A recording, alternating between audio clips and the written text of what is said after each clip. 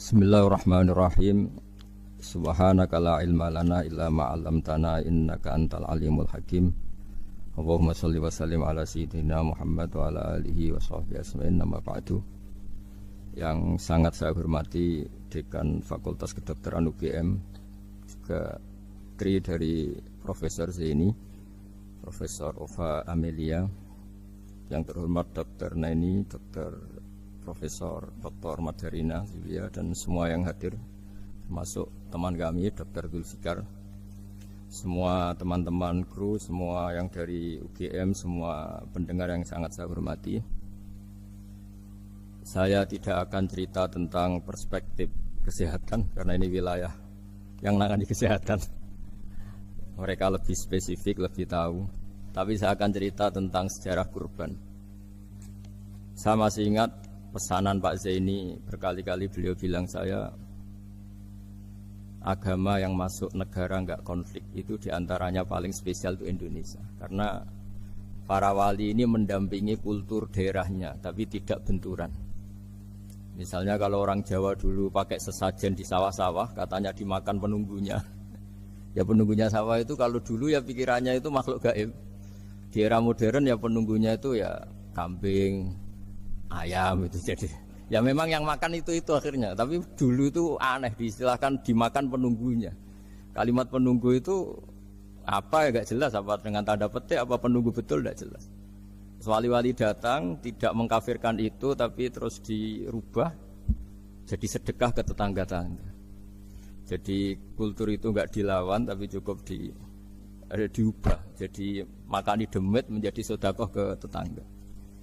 Nah, cerita kurban juga seperti itu. Dulu tokoh-tokoh Quraisy, penunggu Ka'bah, itu dulu sudah ndak tauhid, sudah musyrik kalau dalam bahasa agama. Itu di mana-mana termasuk kebutuhan pokok manusia itu kalau kumpul-kumpul itu makan-makan. Itu mulai dulu. Terus korbannya itu ya pasti perempuan mulai dulu. Jadi hanya bagian masak, boleh makan nanti ngenteni luyan itu, ngenteni bekas-bekasnya.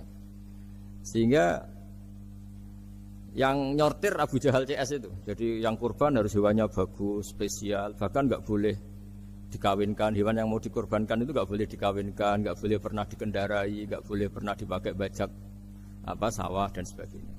Semuanya serba spesial. Nanti dikorbankan di Ka'bah, yang dijual Ka'bah.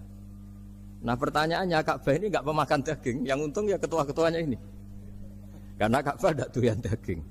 Dan itu ya di atas namakan Allah, ini demi taqarrub ila Allah, demi itu. Sehingga mereka bilang waqalu hadhihi an'amu wa harsun hijrul la yat'amuha illa man nasa'u bizamihim.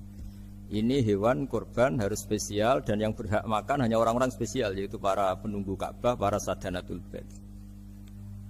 Tapi karena mereka sudah tidak benar, tidak jujur, Islam mau merubah tradisi itu. Tapi kalau tradisi itu dirubah, maka Islam akan terkenal pelit, karena dari acara makan-makan menjadi tidak ada makan-makan.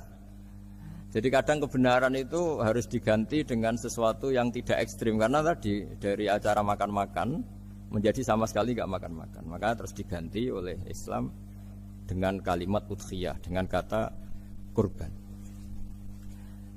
Nah, kenapa itu harus terjadi? Karena kurban itu sebetulnya syariatnya Nabi Ibrahim, di mana orang Mekah itu memang turunan Nabi Ibrahim, sehingga sisa-sisa makan-makannya masih. Cuma mulai ada melenceng, ada sesajen, ada khurafat, ada bid'ah. Kemudian itu mulai masalah.